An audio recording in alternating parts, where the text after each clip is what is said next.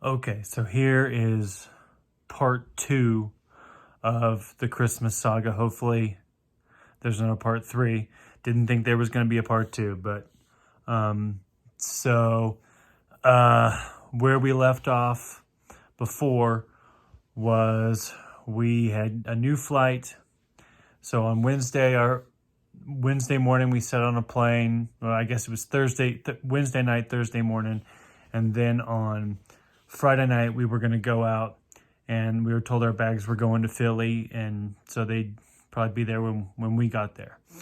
So Colleen's dad in Philly kind of called Southwest there to find out how he could get those bags, and what they told him was that because we were not rescheduled on a Southwest flight going to Philly, because we did not reschedule with Southwest because they couldn't get us there in time for Christmas, we got a new flight with United. So because of that, he was told that our bags were in Denver and they were going to stay in Denver and they weren't going anywhere. Additionally, he was told that we could not complete the cancellation process of that flight until someone came and physically retrieved those bags from Denver. So we got home on Thursday morning around 6:45 a.m., hadn't slept, and so I laid on the couch with Remy and slept for a couple hours and got up, and we were doing our normal stuff. I think I got donuts because I promised the kids donuts. And then around 1 o'clock, we talked with Colleen's dad and got this update on the bag. So, okay, so I went back out to DIA and to go deal with the bags. And there's no parking at this point at DIA, so there was no short-term parking, there's no long-term parking. I had to park in like the garage that's like super expensive by the hour. And so I parked there, got in line. The first thing they said when they're in line is, everybody who's in line here, if you're trying to get a bag, we can't get them. No one in this line is getting a bag today. I'm like, well, that's not what I needed to hear. However, I have nothing, like that's the opposite of what I was told, and I have nothing else to do. I'm here. I'm going to wait in this line and get confirmation of something. So I stood in the line for 2 hours and got to the front, and they were going through, and there was another woman there who had the same thing as me, where she got canceled the night before, got rescheduled with United, and was told that they had to come get their bags. So I was like, okay, cool. We snagged just a Southwest guy who happened to be walking by, and told him, and he told us the opposite. He's like, no,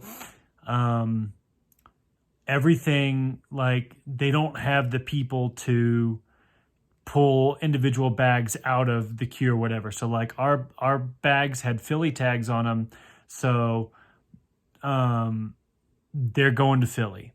When the flight was canceled, they got taken off a plane, and I guess they just got put into a big room somewhere like Raiders of the Lost Ark, with all the rest of the bags for the canceled flights, except for ours got put in a Philly pile, and someone else got put in a Chicago pile, and etc. And so what they do is they're just going to, as flights start going out to Philly, they'll put the people's luggage on there, and then they'll put as many of these bags on there as they can in the extra space, and eventually they'll get there. So I talked to that guy, and I'm like, okay, but I'm still going to wait in the line. And so I get up, and I am literally the next person in line. And there's two agents there, and I guess this is not what they were meant to be doing at this thing, was dealing with these issues. And the woman says to the other guy, we can't keep doing this. We have to send them to the office or something. And she said, everyone, you guys all need to go to the office. And everyone's like, what? And they all start leaving, and I was like, I just stood there. I just didn't leave. So I just didn't leave, and then I just started talking to them and started asking questions. And the other guy was really nice, and he confirmed that yes, like the There's no reason to believe those bags won't get to Philly. We don't know when they're going to get there, but that they're going to Philly. And that's all I wanted. All I wanted to know is that we were eventually going to end up in the same place as those bags. Because once again, all the Christmas presents are in those bags. In addition to all of our stuff, we don't have any toiletries. We don't, a bunch of clothes are in there. I found these old glasses that are really old. I guess the prescription's okay. I'm not, losing my mind, but I didn't have a contact case to put my contacts in when we got back from the airport. So that was Thursday. So I found out that Santa Claus could come to DIA with Jesus as a character witness, and they could ask for their bags, and they wouldn't be able to get their bags. That's where we were. So we're gonna fly out Friday, which was today is Saturday. It's Christmas Eve. So we were gonna fly out last night.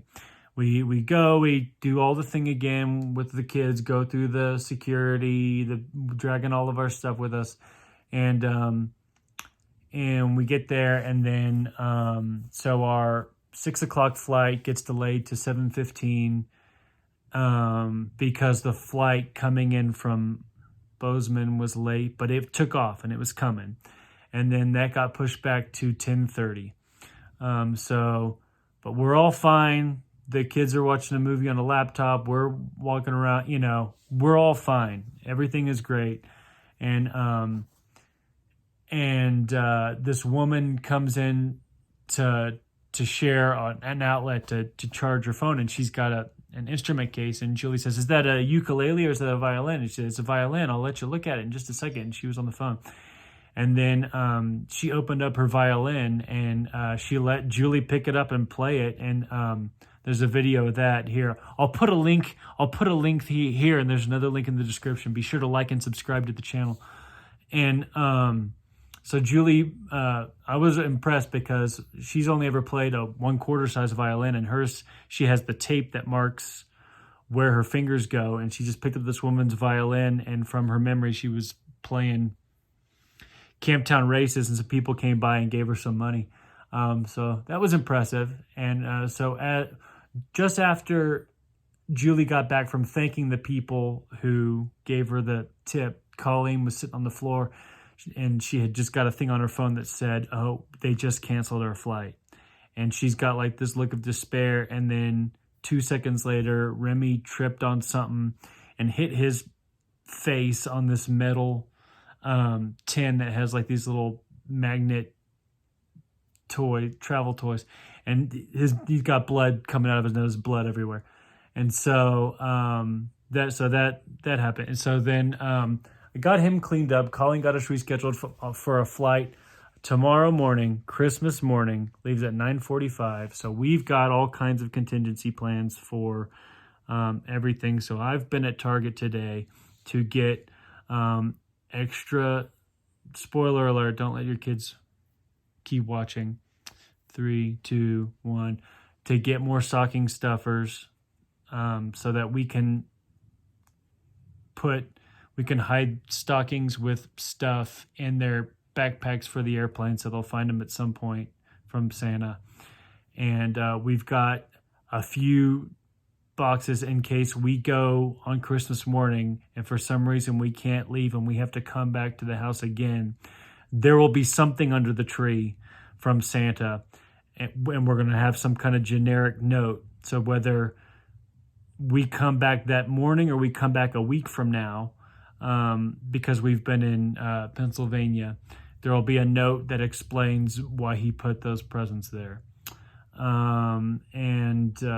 So that's what we're doing today, and the kids are excited, and hopefully we get out of here. But I guess that's all the info so far. But yeah, so I'm mostly recording all this, not because I don't think anyone cares to hear it. It's mostly so that I'll have a record. It's like a video diary, so that years from now, when I'm trying to remember all the stuff that happened, I'll remember what happened. But yeah, there's more I could say, but I won't. But that's it. Cool. Bye.